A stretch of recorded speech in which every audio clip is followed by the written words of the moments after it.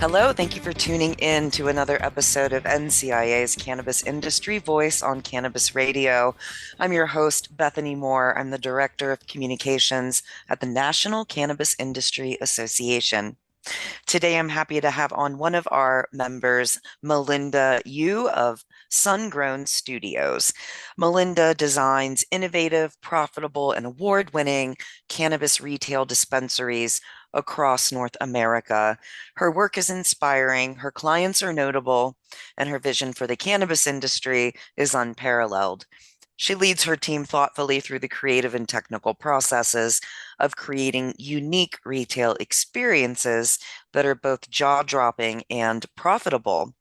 After over a decade at a traditional residential interior design firm in Chicago, Melinda followed her curiosity to retail interior design and merchandising. She quickly fell in love with dispensary design and all the quirks and challenges that go with it. Since then, she's grown and led Sungrown Studio, received press recognition with her magazine-worthy retail environments and thought leadership. Sungrown Studio was named Dispensary Design Master 2022 by MG Magazine. Melinda continues to design amazing retail stores that reflect her clients' values and brand. Welcome to the show today, Melinda. Thank you. Thanks for having me. Absolutely. So, in addition to everything I just shared with our audience, let's hear a bit more about you and your background and things that you did before moving into the cannabis retail design dispensary space. Yeah, sure. So I took the long path before going to college. So I worked, tons of retail. I managed stores, all over the place. I worked as a gallery hanger for many years, and I think that really gave me a critical eye for art. I truly loved it, but I hated being on ladders all day. So off to college I went. And I got my bachelor's in fine arts in interior design from ILIA in Chicago. And during college, I worked on, a ton of side projects doing historic preservation throughout Chicago. We would convert those beautiful old 1930s buildings into retail and residential condos.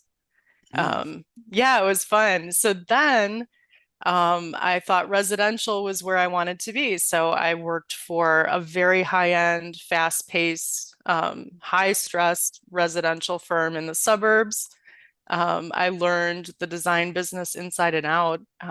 Within a year, I was a junior designer, and then a client-facing designer, a senior designer, and I was, Hmm. leading my team of designers.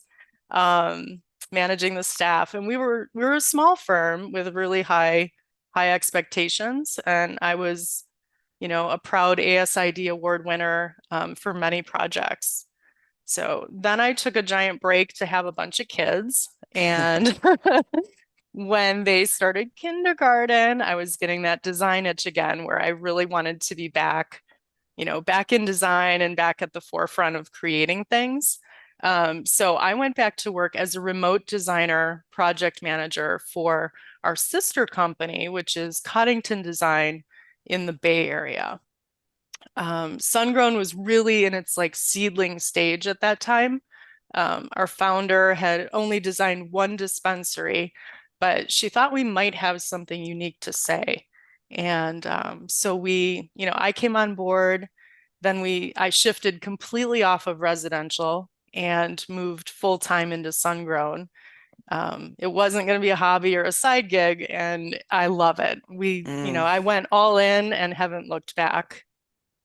Interesting. Yeah, that's great. Great to hear that path to get to where you're at now. And here you are working exclusively, it sounds, with the cannabis industry on dispensary design. For you, was that scary knowing that cannabis is not yet legal at the federal level? Or what were your thoughts about the cannabis plant and the movement when you made that decision? Yeah, so I mean, I'm a child of the, just say no era. And like Hmm. we were all encouraged to join the DARE program, so we could go on ski trips. And Hmm. I've always felt that, I was never confident in a program that would trust an eighth grader to vow to never to do something. There's definitely that stigma attached. And, I felt like the design world has a chance to break that stigma. Um, it actually just makes me want to try harder to show them a different perspective of what cannabis retail could look like. I also, like personally, I suffered, years and years with insomnia and anxiety. I tried everything out there, and the lack of sleep just multiplied my anxiety. Oh, yeah. And, my anxiety then fed the insomnia. It's that nasty little, circle. So it really wasn't until I tried this little microdose gummy that I got from a client. And I actually slept that night. And it was the most amazing breakthrough I've had. And it changed my perspective on, the cannabis industry and not just medical use, but adult use as well. Yeah, absolutely. I can 1,000% relate to the anxiety and insomnia vicious circle. It's tough, and cannabis has absolutely been a salve for those issues for many, many people. Thank you so much for sharing that part of your story as well. So here we are today. You're kicking it with the dispensary design, and how are things going? What's new and exciting for 2023 with you and your company? It's fantastic. So, yeah, I mean, I'm the design director, and that's a big title for a big job. But Sungrown is still small, and I do everything from, sales to social media, all the design work and client management. Our team is, very small and mighty. But one of the things that we treasure is that our day to day it's exciting and every day is completely different from the day before. I currently have 6 projects and one is in Alaska and one is in New York, and the rest are spread, all across the country. So it's an amazing time to be able to work remotely and be able to help clients, in Alaska or New York or, all the states. It's just a very exciting year for us. We also, I mean, part of our focus is women and minority retail owners. This sets us apart, and we really focus on that customer. And especially this year, we're definitely honing in on that customer and who their customers are. We feel really strongly that the most successful dispensaries are the ones where the owners really get their customers so well. And I think that the way to get your customer the most is to be that customer. So, you're from that neighborhood. You look like your customer. You struggled with insomnia for years. I mean, that's the way you're really going to serve your clients the best. And that's how we serve our clients. Super interesting. And yeah, what an opportunity to do design work in a place like Alaska, where many, many Americans have never been to like Alaska or Hawaii or these states that are a little bit harder to get to. Alaska must be very interesting. Do you get a chance to travel to the state of Alaska in order to do that project? I don't. So I work fully remote, and it's an amazing process where, my client walks me through the space on FaceTime or during a Zoom call. And I do really feel like I'm there with her, and she's showing me the space and talking about her customer. Sometimes she even hops in the car and we drive through the neighborhood so I can see the light and the position of the building and, who the customers are.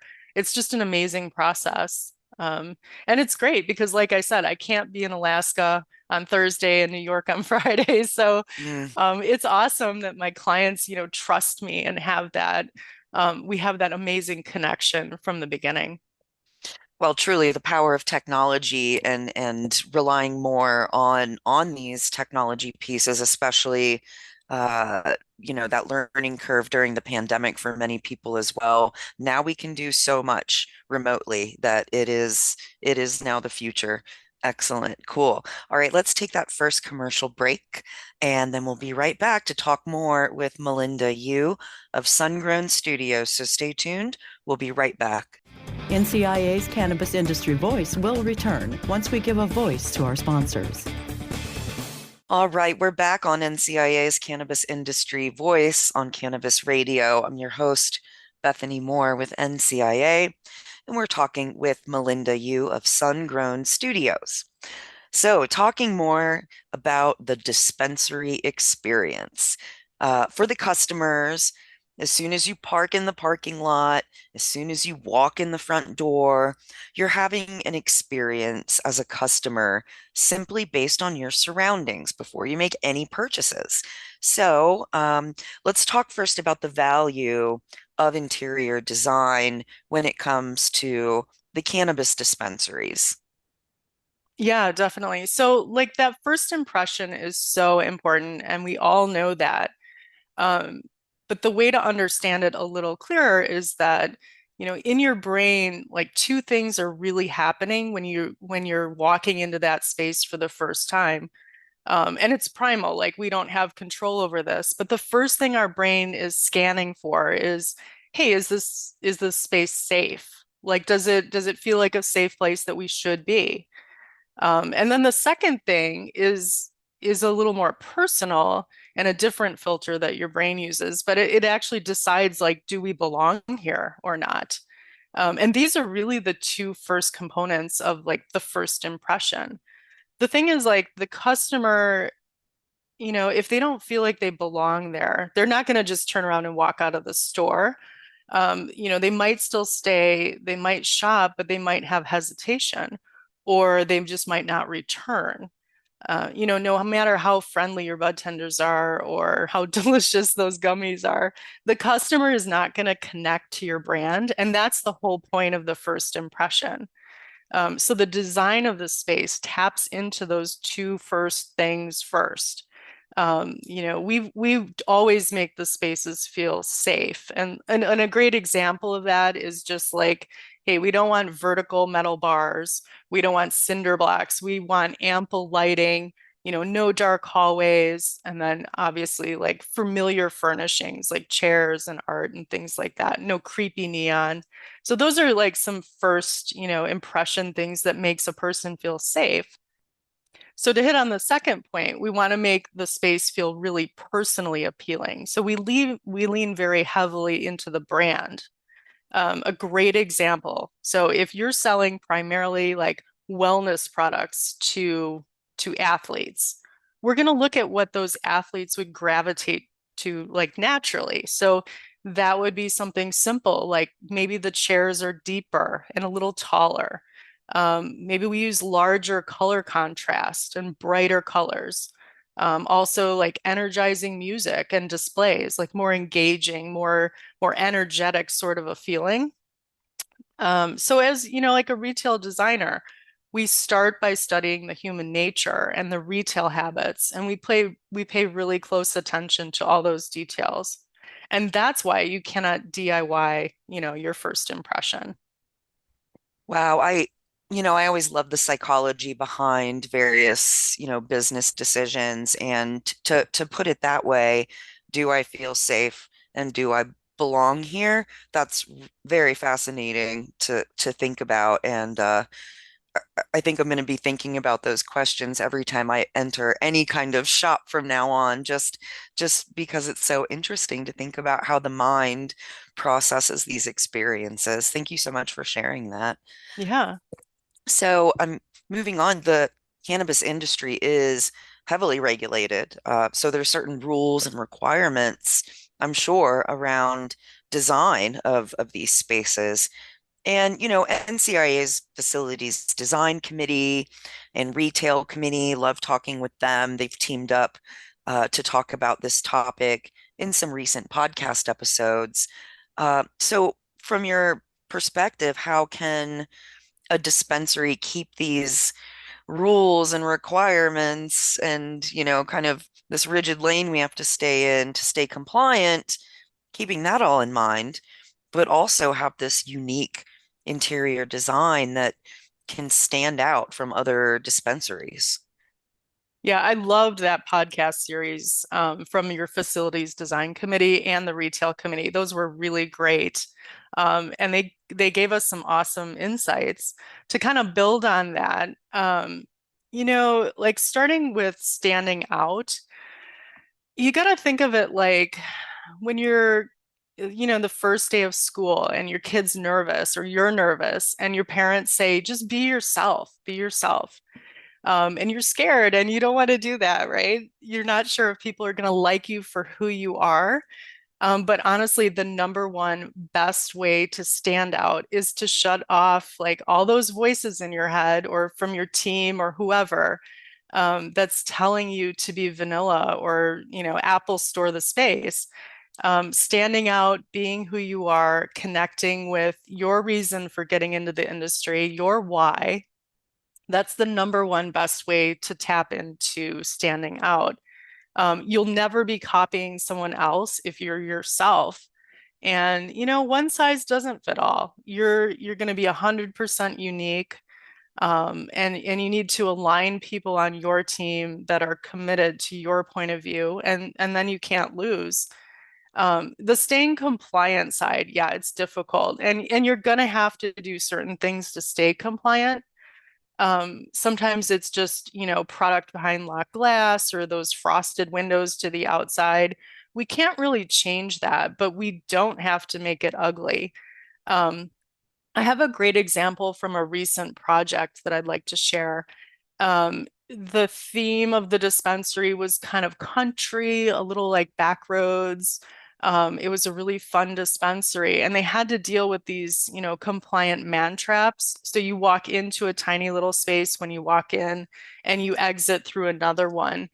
And, those little tiny entry and exit spaces can feel very confining. So I designed the front one to feel like you're walking into someone's porch, like you're walking up to an old country house and you're on this little porch and you feel welcome. And then the same thing in the exit. We kind of mirrored that country, porch that you're leaving a friend's house. So I mean, just thinking about it outside of the box, you can absolutely stay compliant and stick to, your unique dispensary and your unique brand. That's definitely cute. I like that front porch idea. How like homey and relaxing instead of like, oh, I have to get out of in and out of this store in a very specific way. That's really interesting. Um, so we're going to take a commercial break here in a moment. But before we do, do you have like a favorite design or like the most unique design that you've been able to implement, similar to that kind of front porch uh, surprise design for the man trap area? Yeah, we've done some really, really fun ones. I mean, some of the themed dispensaries are always, kind of near and dear to my heart just because they're so creative. I also recently completed one that it had an ocean theme, right? And the owner's last name happens to be Sands, which just cracks me up. But we actually created, I know, we created this epoxy floor and it felt like the ocean. And then we used a lot of like sea glass components on the dispensary floor. And it really transformed, it transported you, I should say, to the ocean. And there's a comfort to that, right? Like we all love being on the beach and the ocean, and there's an element of fun and relaxation. And it was so neat to really fully incorporate that into the design.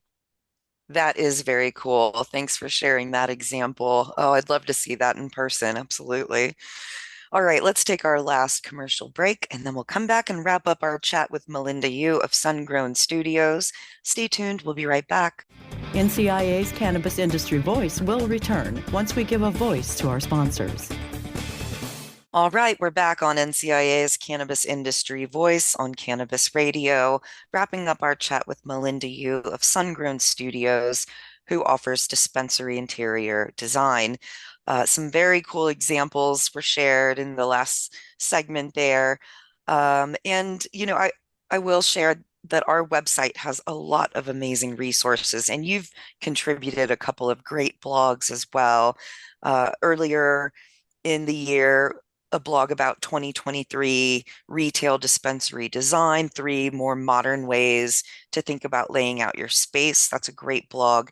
And then recently as well, merchandising in the retail dispensary and how to merchandise in a way that makes the most of your space and increase profits. So those are a couple of resources our listeners can head to our website to go read and check out and take a deeper dive into this topic. And our website, of course, is thecannabisindustry.org. And you can use the search function to find that, search for Melinda Yoo or those topics on our blog in the industry insights. And the podcast episodes I mentioned earlier as well with our facilities design committee and retail committee, a series of episodes can be found on our podcast page, NCIA's Cannabis Industry Voice. And of course, this podcast, is streamed on other platforms like Spotify, Apple Podcasts, iHeartRadio, and so on. So listen wherever you listen to podcasts.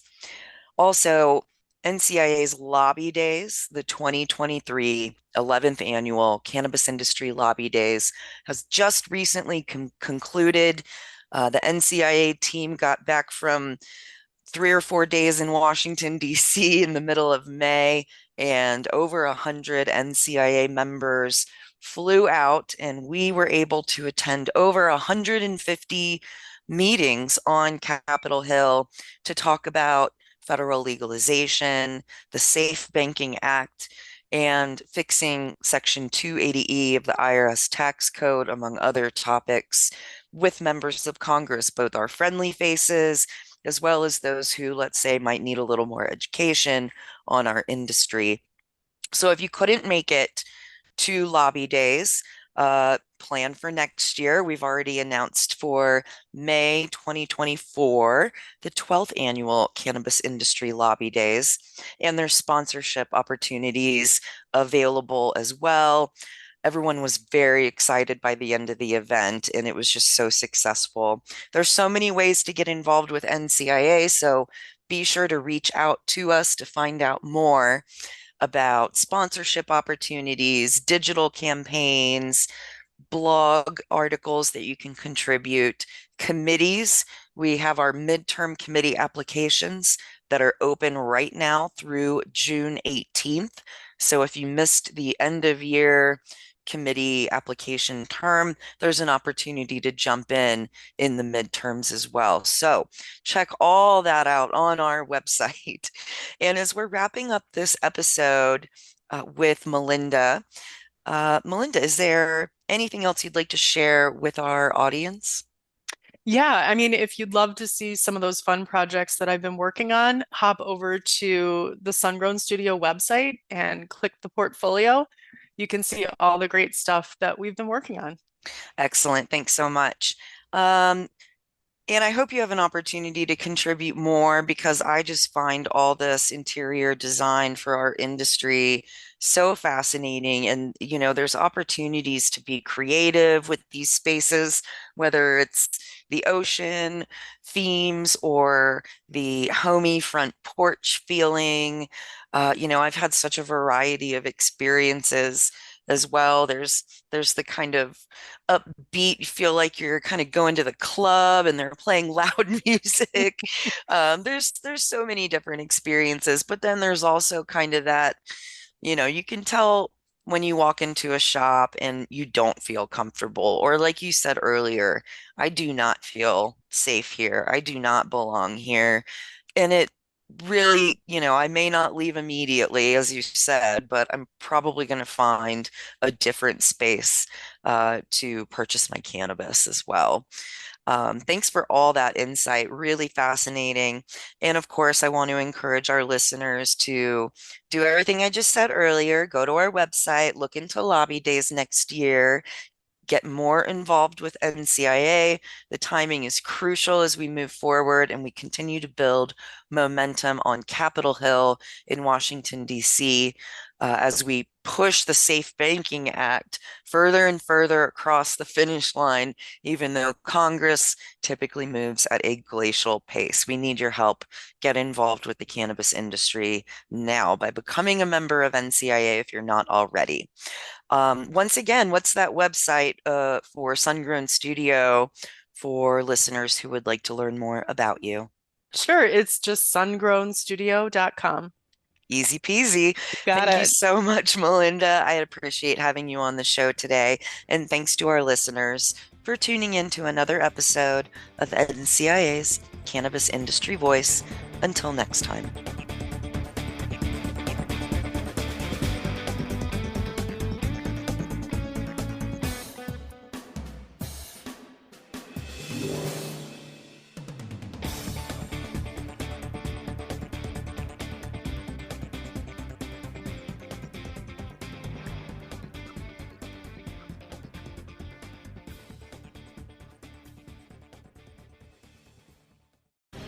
The opinions expressed on this CannabisRadio.com program are those of the guests and hosts and do not necessarily reflect those of the staff and management of CannabisRadio.com. Any rebroadcast, republication, or retransmission of this program without proper consent is prohibited.